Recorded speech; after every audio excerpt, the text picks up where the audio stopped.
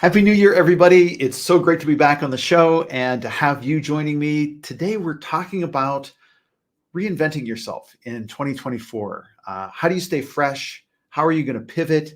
How are you going to make the best out of this year? And with all of that, it's going to be a little bit of talk about how this show is maybe going to shift a little bit in the coming year. And may also be joined by my friend and colleague, Venia Logan. Hopefully she'll be able to join us here shortly. But in the meantime, Kalisa, please roll the credits.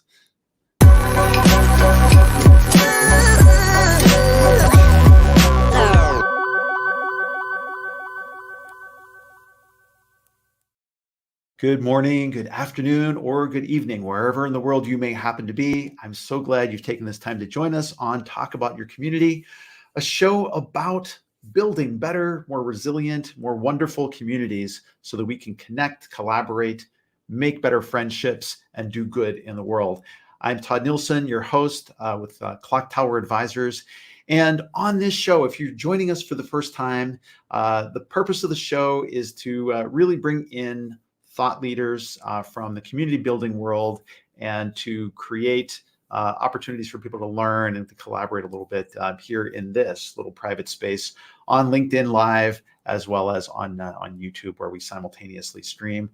I've been doing this show now for, I think, over 2 years. It's kind of amazing. And for the past year and a half, I've had the very able help of Kalisa Mickle, who's my chief engineer and showrunner and helper extraordinaire. And I would be remiss if I didn't start off the year by thanking her for all the wonderful work that she does, not just here during the show, but also afterwards. Just keeping things on track and doing the editing and creating shorts and everything afterwards. Her work has been indispensable to me, and I'm grateful for that. So, that being said, I'm really glad you tuned in, whether live or in the replay after the show. I'm always interested in your ideas and your questions, and try to respond to everybody that comes onto the stream. Today's show, as I mentioned in the teaser, is about reinvention in 2024. And for those of us who are in a profession like community management, and I can apply it to many different professions, and some of which I've held in the past.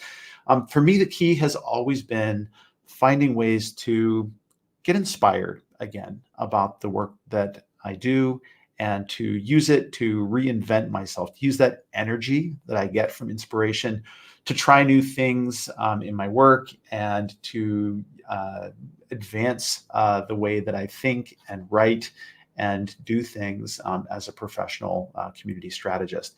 And so for me, in this year, I did a little reflection on this in a LinkedIn post at the end of last year, which got a really terrific response from a lot of folks.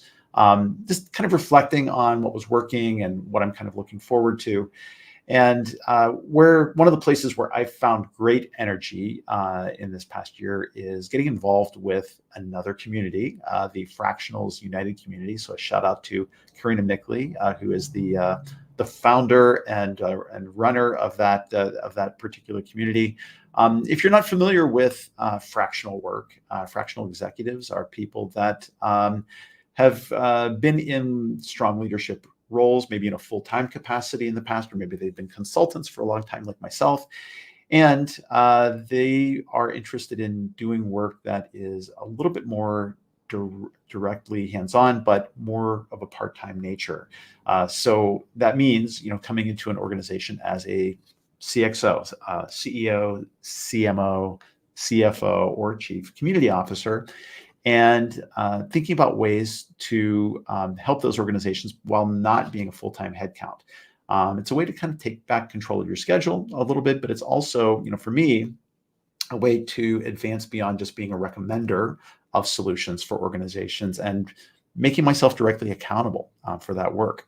And so it is something significantly different than straight project-based consulting work, or even retainer-based consulting work, because it puts me a little bit more directly in the driver's seat. And the the idea of doing that is extremely appealing to me, and organizations where I know the things that are necessary to help them, and I want to be directly advising and working with the rest of the executive leadership team in an organization. So that's an area in which I'm doubling down in the coming year. Not that I'm leaving consulting entirely, because I think that's been and will probably continue to be a strong component of my work. But with a number of the things that I'm planning on in 2024, that's an area that I see as a space for growth, and one which is rapidly gaining adoption in the corporate world. So stay tuned for that. I'm hoping I can maybe get Karina or some other representatives from Fractionals United on a call coming up, or maybe even John Arms from Voyagers U, who actually provides training for fractional work out there. And he was kind enough to send me a book, his book, Revolt, in the past year. I'm not an affiliate. I don't get anything from that. I just liked the book where he's talking about a definition for the fractional movement, what it is, and where it's going. So with that being said, that's one area of excitement and growth for me in the coming year. And as I think about through my career and work that I've done in the past as a recruiter, that was something I always tried to do, was to encounter new research, people that are doing things in a new and different way, or have changed their mindset in some significant way, and that's led to some insights and energy and reinvention for myself over time. And I think that's something that all of us can try to do.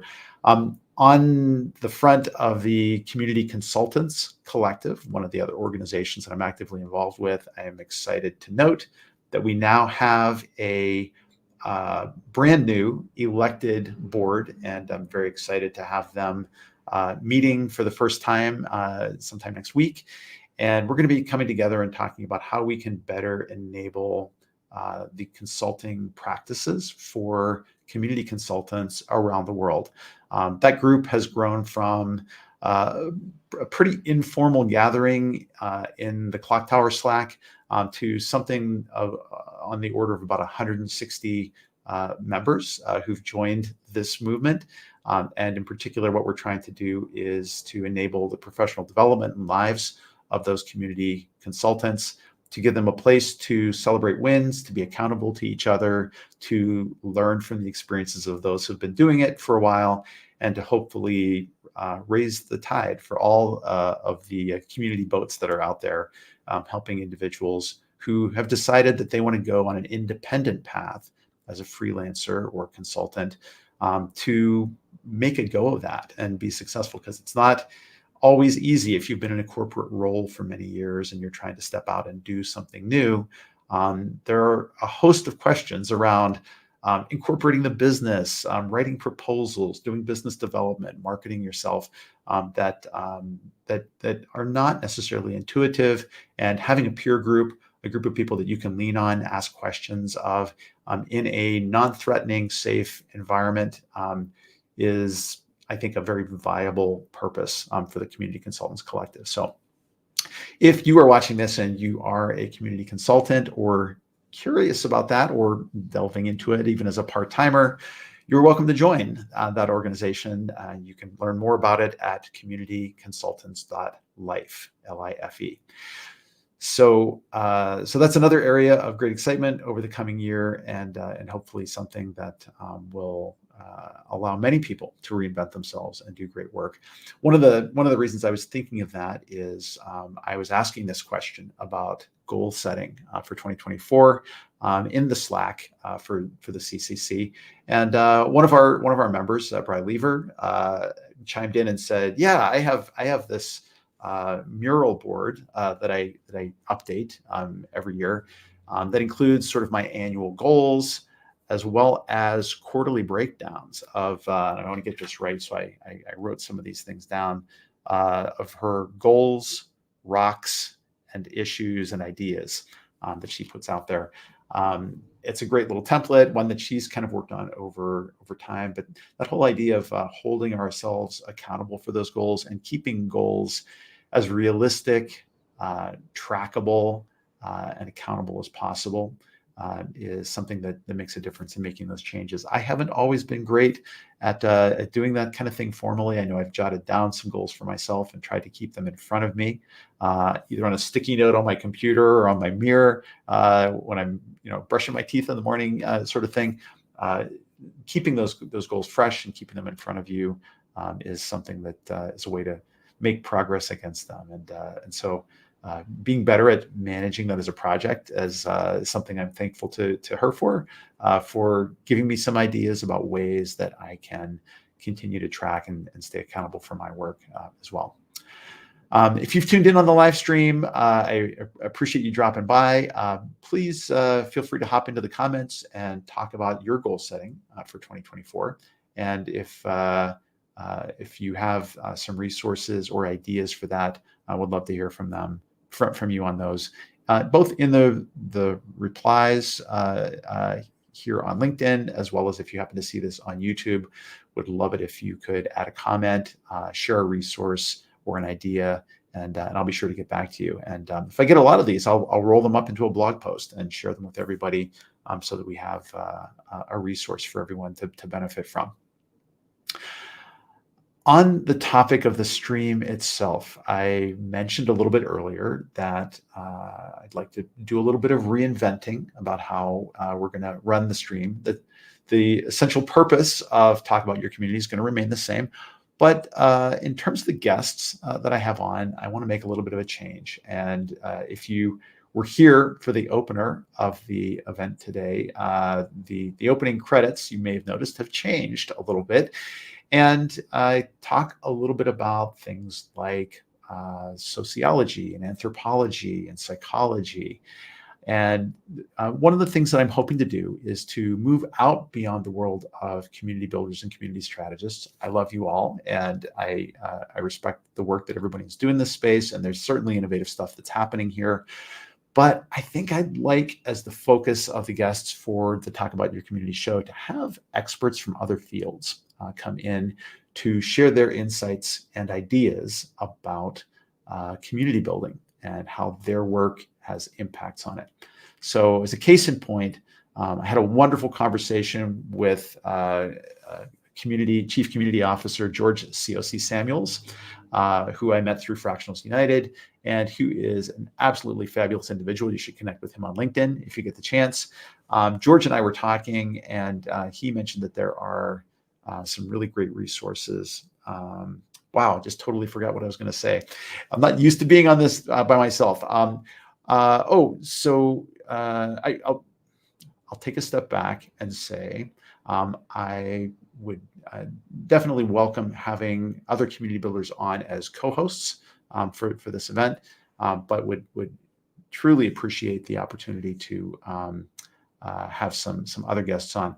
I remember what I was going to say now. So as George and I were talking, he mentioned a gentleman by the name of, I believe it's Jim Pass, who's the originator of a new field of sociology called astrosociology. And I thought this was fascinating. This field is, and I'm sure I'm going to imperfectly describe it, but it's based on understanding the sociology of how people interact and gather and come together now that humans are going to be moving out of the sphere of the Earth, living here on Earth, but also living maybe in a base on the moon or extended periods of time on space stations, as we've already done, or eventually being in colonies on Mars. And what are the implications of that for human connection and human meaning and community building? So yes, it would be great to have a guest on talking about space communities and how that maybe has an impact on what we do as digital community builders and online spaces. I can already imagine some implications for something like this when you think about if people were living so remote that they were, living and working on the moon for extended periods of time. How would they stay connected to people here on Earth? Well, they could beam a signal back and have some delayed video contact with individuals. But I think that their connections with others by necessity would have to be asynchronous in nature. which is a really good use case for the kinds of online community discussion forums and private online community groups that we have that aren't necessarily directly chat-based, but can be post-based. So I post and get a reply at a later time whenever I've got the time to reply. Keeping people connected who are vastly separated in distance, especially as we move out into outer space, is a really interesting question. And how we maintain these kinds of relationships over time, I think, is going to be something that has implications for how we think about community building here on Earth. So that's just one area, but I think that there are areas, for us to look at in terms of anthropology, ethnography, psychology, even historians, looking at past empires and how communities came together in agrarian societies. I think these things all have a great deal to say about the ways we can think about community building in the future. Likewise, I remain fascinated in the idea of architecture having relationships to community building. Architects of physical spaces have for a long time thought about the relationships between people and physical spaces, and how a physical space has an impact on the ways that people interact. There's a book in my father-in-law's house. My mother-in-law had a book called Not So Big House that was published back in the 90s, and really talking about having human livable spaces designed, places that are not like the mega mansions of old, where they're designed to intimidate and create a sense of awe, but places that are more intimate and welcoming and are conducive to helping people feel connected and creative and safe. And I think these are exactly the kinds of things we're trying to do in online environments. And as we start to see further developments along the lines of AR and VR, where virtual spaces start to resemble physical architecture much more and more, as we go forward, I think the communities that we build in these online spaces need to be thought of architecturally. We need to be thinking about the principles of spatial design and how we help people to feel calm and safe and ready to contribute and share their ideas. So that's just one example of some ways that I think I'd like the show to go in the future. I'd love to hear your ideas and what you think would be a great way forward in the future. If you have an idea for a guest or somebody you think I should talk to from another field, please suggest them in the comments, and we can definitely go from there. I see Jenny Wiggle just popped in on the comments here. Jenny, so wonderful to see you. Happy New Year. I'm grateful you were able to stop by. Again, we're just talking about goal setting and directions for this show in 2024. I don't know if you were able to catch so much so far, but if there's anybody outside of the immediate field of community builders, any experts in psychology, sociology, history, gardening, who you can think of who would be really interesting to bring on to get their take on community building, it would be really wonderful to hear from them. I'd love to get them lined up as guests on the show and have them come in and talk a little bit. Anka, so nice to see you pop into the chat as well. Really glad you're here. Tamana, Happy New Year to you. Wonderful to see you as well. Really happy to see people jumping in on the show here. Again, the purpose today was probably a little bit of a shorter show. I know Venia was maybe thinking of joining us. Maybe something came up for her. I know that Venia's got some amazing things on the horizon coming up, and not to steal Venia's thunder around this, but I know that there's been a certain acceptance to a certain school and travel to a certain country, and I'm very excited for what's in store for Venia in 2024 as well. I want to wish great congratulations. So lots of changes for the year. I've got a hit list of guests that I'd love to bring into the show. Hit list is probably not the right word for it. A target list. Oh, that doesn't sound any better. A list of people that I'd love to speak with in the coming year, who I think are going to be a lot of fun.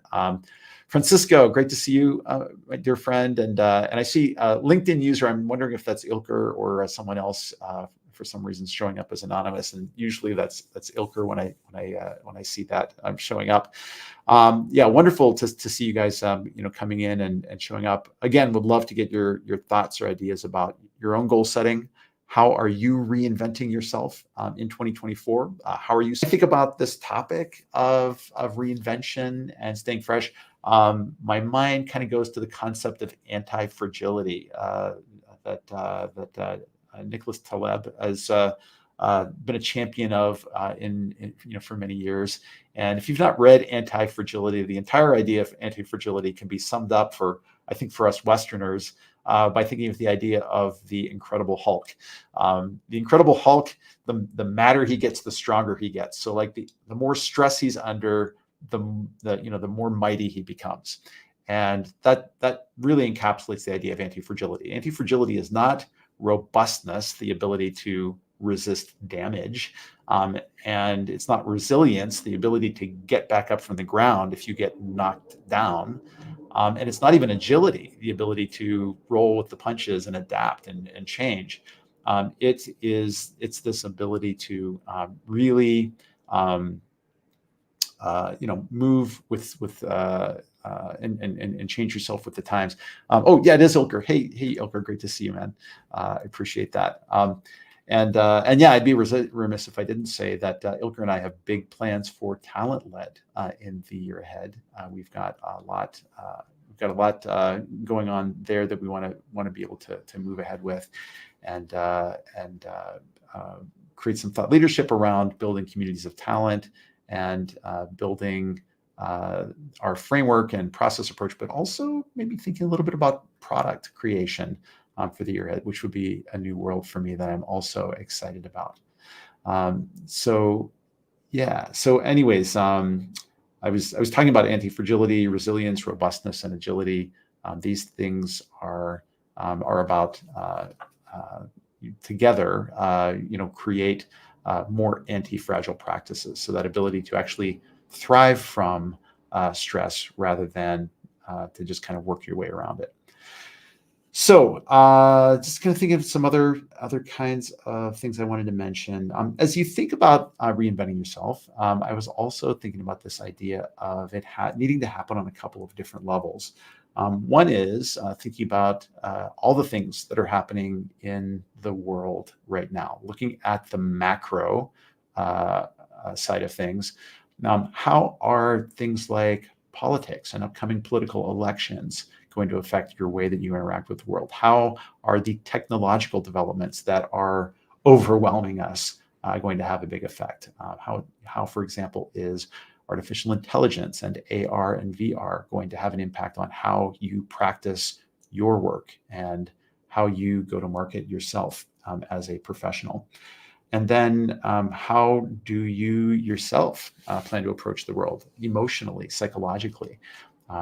From my part, kind of looking at that piece first, it's always been about having a bit of a stoic mindset, trying to remind myself of the things that I can actively affect, which are my own emotions, my own reactions to things that are going on in the world, as opposed to things that I have no real control over. I can try to have an influence over my immediate economic surroundings. The little town that I live in Wisconsin, my broader impact that I can have, writing my congressperson or being active with a social cause, donating money to given causes, even volunteering my time for things like the Rotary International that I've been a part of for several years now, and really kind of minding that mindset for myself, so that I try to stay as tranquil as possible over time. These things are, I think, really important for us to get straight first, and then thinking about how we bring ourselves to our work as professionals, as builders of community. I don't think we can do any good for others until we've got that personal viewpoint ready to go, and then taking ourselves out to the broader world in ways that we can control that. So I've given you some updates on talent-led, on the CCC. Clocktower Advisors will continue as an organization, although I would like, as I mentioned, to do some more fractional style work where I would be hired as a part-time chief community officer or VP of community for an organization. I think I could do a lot of good for organizations if I had a little bit more of a direct hand in some of those kinds of engagements. And then I will mention with regard to that I'm working on a new video series where I want to talk very specifically about that chief community officer role. The CCO, the chief community officer, is something that has come up in some community conversations, through CMX and other venues over time. I've heard it met with a healthy amount of skepticism because there haven't been a lot of people who've held that as a title, although there's certainly been VPs of community and organizations. In fact, I worked with one just this past year. And I think that there is definitely room for a chief community officer in the C-suite, if I'm just sort of offering my own opinion around this. So one of the things that I decided to do this year is to do a YouTube series where I interview people that have held this title. Whether it is directly involved with an online community or if that person's held that role, but it's been a very different kind of role in government or industry, in an area that we may not initially think of as having a chief community officer. I want to be asking questions about how is a chief community officer qualitatively different in terms of a CCO versus a community manager or a head of community? Are there differences in terms of the skill sets and roles that we're looking for? I think there are. And I'd like to hear from others about what they think those things will be or what they will look like. And then what they see as the outlook for chief community officers in the year ahead. I don't think that it is a stretch to say that chief community officer as a position is probably viewed as a luxury by a lot of executive leaders. It's maybe not something that's immediately considered in most organizations, whereas it's very common to have a chief marketing officer, a chief financial officer, a chief operations officer. Other kinds of roles around revenue or customer loyalty or a variety of other CXO kinds of positions, CCO among them, are a little more rare to see. And CCOs may be among the rarest of those. Should they be more of a part of other enterprise organizations? I think maybe, but I've got a vested interest in that and would like to understand realistically, what the opportunities are for chief community officers in the future. So that being said, look for that series. I've already run my first interview of it with George COC Samuels, who is an amazing entrepreneur, comes with a variety of skill sets. He's worked as an enterprise community manager. He's worked as a CEO of his own company. He's been an animator, a developer, and a chief community officer in his own right. So he and I had a wonderful conversation this week, and we'll be editing that and getting that up as the first part of the series in the near future. I am going to be having some co-hosts on these interviews, hopefully for some of the future ones. Jay Washington, who is one of my colleagues from the Community Consultants Collective and one of the new board members. Yay, congratulations, Jay. She runs an organization called, I believe, Birdie in the Hand, LLC, and is a community consultant like myself. She's expressed a willingness to be on and be one of the co-hosts for that interview series as well. So look for that in the near future, and we'll go from there. So that's really it for today's stream. I wanted to kind of keep this pretty short. I'm kind of coming up on the 30-minute mark right now. I'll mention a couple of other quick things. Really one more quick thing, which is our next live stream will be on Friday, January the 26th at 10 a.m. Look for an announcement. The guest will be announced on that. I'm still finalizing some of my invites for the year, and hope to get a schedule published a little bit ahead of time this year so that everybody can see who's coming up and maybe plan attending these live streams directly. I always love it when there are people who are directly live in the stream and can have some conversations as we go. So you won't have to just listen to my voice droning on in the near future. However, I have immensely enjoyed the opportunity to talk to you a little bit about 2024, about plans and goal setting. And I hope that you all have some great things planned for your 2024.